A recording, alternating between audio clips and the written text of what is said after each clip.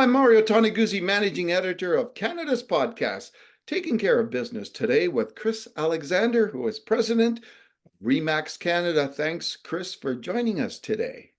Thanks for having me, Mario. Well, you folks have got a report out called the 2024 Tax Report. Tell me what the key finding is from your perspective from that report. Well, overwhelmingly, government policy has to change, especially when it comes to housing. And when I first read the data about this report, it was very difficult to digest because of facts and figures like the average Canadian spent more than $1,500 or just about $1,500 more in 2023 than they did in 2022 on housing costs. And they spent about $900 more on food during that same time period. And the government extracted $4,500 more in that same time frame.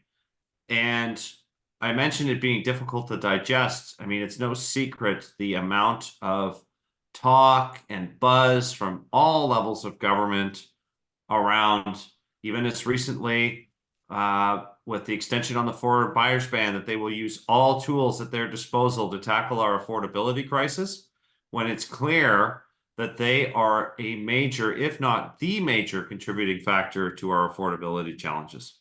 Yeah, what impact is the fact that we're seeing so many taxes and kind of pseudo taxes out there, from the governments, at all levels, really. What impact is that having on the housing market itself right now in Canada? Well, for the most part, it's really slowed transactional levels to historic lows. I mean, much of the country had more transactions in the late 90s than they did in 2023. Our population has grown, so has our housing stock over that period of time, and we're having less transactions. So there's created a big stalemate.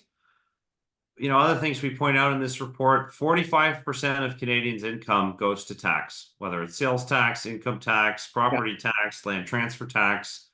It's a huge burden on the average Canadian. And when you look at our largest cities, upwards of 25, 30% of what you pay for a new built home, whether it's a condo or a freehold home, goes to government levies and taxes. And that's 3 times higher than cities like New York, Paris, Tokyo, Chicago, Los Angeles. It almost feels like the wool's pulled over our eyes in some instances, because it's time that government looks at their policies and themselves and how they can assist in affordability and give Canadians some breathing room on what they're paying in taxes on what seems like every single thing that we do and use. Yeah, exactly. Now, Chris, when it comes to obviously the affordability side of things, on the one side, of course, we've got the price of homes themselves, but on the other side, we do have all these additional costs out there, including taxes. Is that kind of driving people to move to more affordable areas? In two different ways, I'll ask you this. People like from the Vancouvers and the Torontos of the world are moving to other cities that are smaller and less pricey, or B, people in those cities are just simply moving out to surrounding areas in those cities where the prices are less.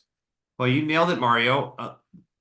Our most expensive provinces saw the biggest amount of out migration, and Alberta, coincidentally, was the biggest recipient. So Alberta had just over 60,000 out of province new migrants into the province setting up. And out of the ones we surveyed, they said better affordability was the main driver of that. And so we are in the midst of a big reshuffling amongst the provinces, and people are looking for more affordable options with a similar or better quality of life.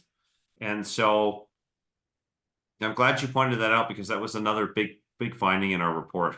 Okay, let me ask you, Chris, about how does this all impact the housing supply out there? The taxation part of it. How does it impact the appetite for developers to build more homes, to build more apartments in this country?